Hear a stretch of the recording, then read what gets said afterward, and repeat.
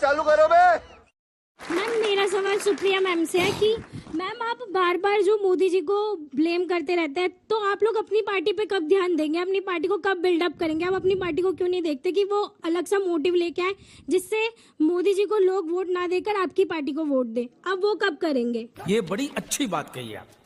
देश के चुने हुए प्रधानमंत्री और लोकतंत्र में प्रधानमंत्री से और सरकार से सवाल पूछने का काम विपक्ष करती है। मैम मेरा भी सवाल आपसे है कि जो जली ना, तेरी भी जली ना। आपने बोला भारत जोड़ो यात्रा का सक्सेस का, तो ठीक है, जो राहुल जी ने जो लाल चौक पे वो झंडा फहराई है, वो आप मोदी जी की सक्सेस मानती हैं या नहीं? बिल्कुल भी नहीं, उसमें मोदी जी का क्या सक्सेस है? मैम मेरा क्वेश्चन आपसे है, अगर अच्छा हमको सिखा रिया है। आप फॉरेन एजेंसीज में इतना बिलीव करते हो तो यूएस की एक ऑफिशियल रिपोर्ट आई थी जिसमें मोदी जी को वर्ल्ड का बेस्ट और मोस्ट पॉपुलर लीडर बोला गया था, तो आप वो मान के ये क्यों नहीं?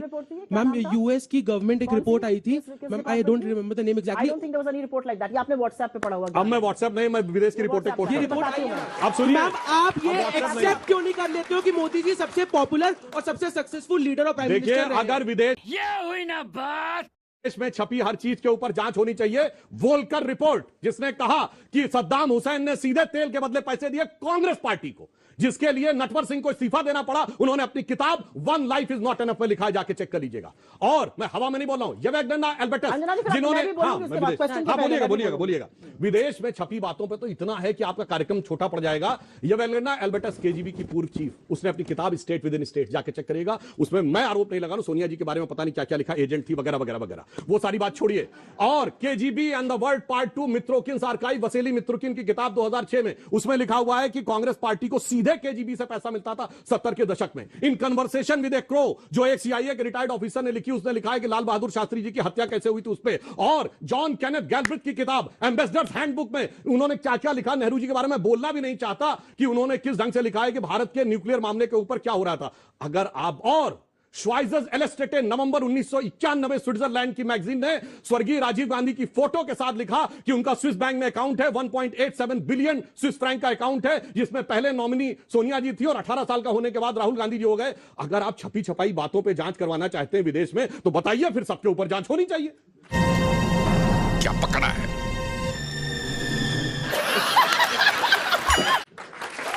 एक जवाब दे लीजिए, फिर सवाल निहायत ही घटिया, बहुत ही घटिया और शर्मनाक भाषण इन्होंने यहाँ पे दिया है। और बताती हूँ क्यों। 5 बार की चुनी हुई सांसद को ये एजेंट बता रहे हैं। नहीं, मैं नहीं कह रहा हूं, मैं नहीं कह रहा हूं, मैंने बहुत कैवियट के साथ बोला, मैं नहीं बोला, नहीं बोली थी, चुप रही। नहीं, मैंने कैवियट के साथ बोला, मैं नहीं बता रहा हूं। गजब बेइज्जती है। 5 बार की उस पे दावा करिए केजीबी पे जाके। 5 बार की चुनी हुई सांसद पर। अरे अगर छपे छपाई पर ही यकीन करना है तो काहे बीबीसी की डॉक्यूमेंट्री से इतना घबरा कर ब्लॉक कर बीबीसी डॉक्यूमेंट्री आ गई, काहे बीबीसी की डॉक्यूमेंट्री से घबरा गए? विदेश भाई विदेश की बात आप कर रहे थे, विदेश की बात मैं भी कर रही हूं। विदेश की एक डॉक्यूमेंट्री थी, यूट्यूब पर दिख रही थी, सब लोग डाउनलोड करके देख रहे थे, सक पका गए, सकते में आ गए, क्योंकि साहब कहते हैं what garbage, wrong question, don't ask, ऐसे बोल रहे थे। ये बात नहीं है। बात असल में ये है कि बीबीसी की डॉक्यूमेंट्री ने आपका कच्चा चिट्ठा खोल के रख दिया, जो इस एज के बच्चे शायद ना जानते हो, उतना ना समझते हो, लेकिन इनसे जो वरिष्ठ है वो जानते थे कि 2002 में क्या हुआ था। एक बात मैं जरूर कहना चाहूंगी, यहां पर मुझसे किसी ने पूछा जम्मू कश्मीर की बात। कल जम्मू कश्मीर में प्रधानमंत्री भी दम्भ से अपना कुछ सीना ठोक रहे थे। पिछले 5 साल में, और ये आंकड़े के साथ बोल रही हूं, जम्मू कश्मीर में 761 आतंकी हमले हुए हैं, 186 नागरिक मारे गए हैं और शहीद जवानों की संख्या 306 है। और क्योंकि जवानों की बात हो रही है तो एक बात और कहूंगी, 20 जवानों की शहादत हुई थी गलवान में चीन के हाथों, और हमारी सरकार ने क्या किया? एप्पल में जाकर रेड कर रहे थे।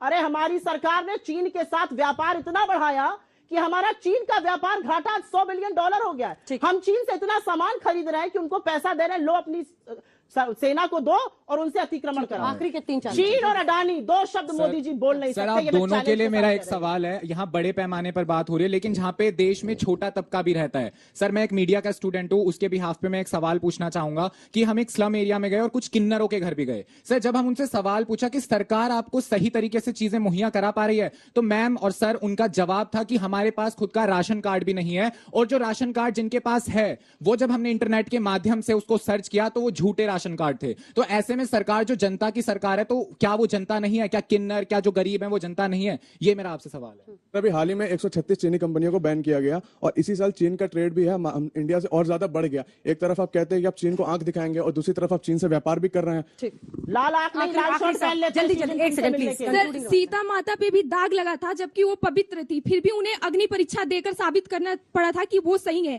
तो क्या अडानी को अग्नि परीक्षा देकर साबित करना चाहिए कि वो सही थे? मोदी जी को। मैम, आपने अभी चाइना की बात की, तो मैम मैं आपसे पूछना चाहूंगा कि कांग्रेस पार्टी और चाइना का एमओयू क्या था 2008 का, मैम वो बता दीजिए। और 2010 में मैम अडानी साहब को जो ऑस्ट्रेलिया में माइंस मिली थी, मैम उससे पहले कौन दौरे पे गया था वो बता दीजिए। अच्छी बात आपने पूछी। जो 2010 में माइन मिली थी, $1 बिलियन आखिरी सवाल, आखिरी सवाल। और हमारे विरोध के बावजूद सुप्रिया जी, गुस्सा नहीं, बच्चे हैं, सवाल पूछो। सुप्रिया मैम से मैं बतौर छात्र, मीडिया छात्र सवाल पूछना चाहूंगा, क्या राहुल गांधी अडानी और हिडनबर्ग रिपोर्ट के जरिए 2024 की तैयारी कर रहे हैं? क्या 2024 में प्रधानमंत्री नरेंद्र मोदी को चुनौती दे पाएंगे? इस शो के पहले हम लोग एक और तीन लाइन, टाइम खत्म। इस शो के पहले हम लोग एक और शो कर रहे थे, उसमें 25% भारत की जनता ने बेरोजगारी को, 25% ने महंगाई को, 6% ने कृषि को, 6% ने गरीबी को देखा है। 65% लोग इन बड़े मुद्दों को लेकर असंतुष्ट है। 2024 का चुनाव उस पर होगा बनाम 6500 करोड़ के विज्ञापन के। जो 6500 करोड़ के विज्ञापन देकर प्रधानमंत्री मोदी जी हर जगह छाए हुए हैं और मोदी चालीसा पढ़ी जाती है, चुनाव उस पर होगा असल मुद्दों वर्सेस विज्ञापन। मोदी नाम केवलम, बीजेपी की यही जिस सर्वे की बात कर रहे हैं उसमें मोदी जी को 62% लोग चाहते थे कि प्रधानमंत्री बने और राहुल जी को 14% डाउन हो गया, अभी 54 हो गया वैसे। अच्छा, फिर भी राहुल गांधी जी 14 कितने बढ़े हैं बता दीजिएगा। नहीं, आपको सोचा मैं बता मेरा दूं। 7 करोड़ ये कहना है, मैं बता दूं। देखिए अंतर क्या है इस देश में। चुनाव इसके बारे में होगा, एक तरफ वो नेता जिसने जीवन के प्रारंभ से, शैशव काल से देश के लिए काम करने का व्रत लिया और पिछले 8 सालों से उसने दुनिया के सामने दिखाया, स्वप्न अर्पित, प्रश्न अर्पित, आयु का क्षण क्षण समर्पित, चाहता हूं देश की धरती तुझे कुछ और भी दूं। और सर क्या बात है सर, क्या बात, ये बात है।